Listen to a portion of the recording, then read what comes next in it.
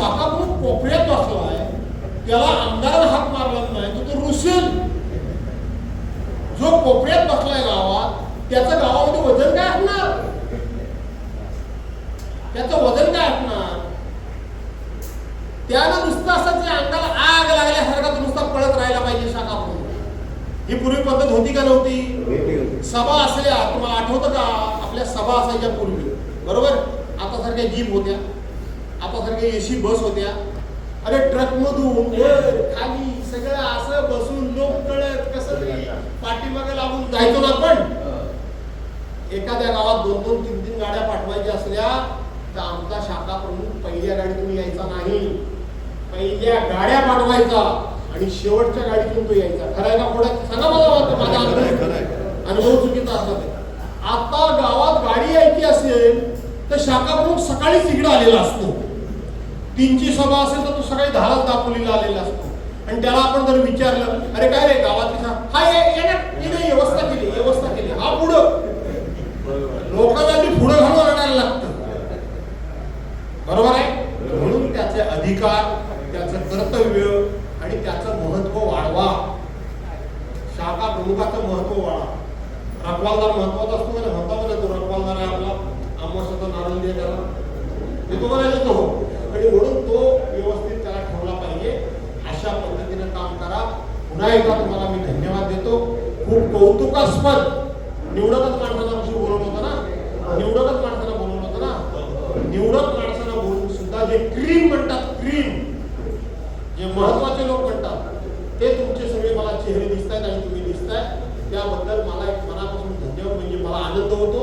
मी येत्या 4 दिवसामध्ये कधीतरी जाईन मुंबईमध्ये, उद्धव साहेबांना भेटेन आणि तेव्हा सांगेन की कोणी किती डुरुक केलं, डुरुकच चालू असतं सारखं, ते डुरुक जरी केलं तरी छमछमला काय नादा दापोली तालुका बळी पडलेला नाही आहे तिथे. आणि तो तालुका उद्याच्या विधानसभेमध्ये विजयी करण्याचं काम बेटकर साहेब तुमचं हे लक्षात ठेवा. त्या दृष्टीनं कामाला लागा, त्या दृष्टीनं संपर्क वाढवा. आज पेरा म्हणजे उद्या उगवेल.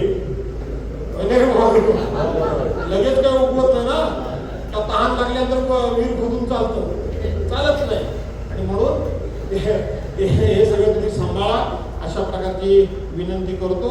विक्रांतची जिथे पुढे गरज आहे तो येईलच स्वतः, सांगायला लागणारच नाही. माझा मुलगा म्हणून कौतुक करत नाही. माझ्या पुढे 2 पावलं आहे. आईला 2 पावलं का नाही?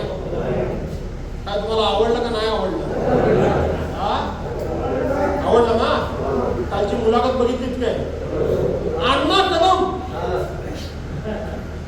खाली बसतो पैगडामध्ये, शशिकांत चव्हाण त्या पागोडा हॉटेलमध्ये बसतात आणि त्या वरती त्यांच्या भुरट्या चोरणा दलालांना जा 10 लाख रुपये आत्ताच्या आत्ता घेऊन ये. कोणाकडून? पण चूक त्यांची नाही. नेतात जर बाया नाचवून पैसे गोळा केला तर कार्यकर्ते काय करतील? बरोबर आहे ना? कार्यकर्ते काय करतील? आम्ही आमच्या आयुष्यामध्ये असं कोणाला वळण लावलं नाही. काम करा, घाम गाळा, कष्ट करा. एखादं काम त्या कंपनीचं घ्या आणि स्वतः उन्हात उभं राहून करा. रितसर रजिस्ट्रेशन त्याचं आहे, मशिनरी त्याच्याकडे आहे. कॉम्पिटिशन मध्ये त्यांनी फॉर्म भरला. पहिलं काम त्याच्या हातातून गेलं, तो काही त्यांनी वाद केला. दुसरं काम त्याला मिळालं बिलो टेंडर मध्ये. त्याच्यावर तुम्ही खंडण्या मागायला येता. आणि म्हणून तो शांत आहे.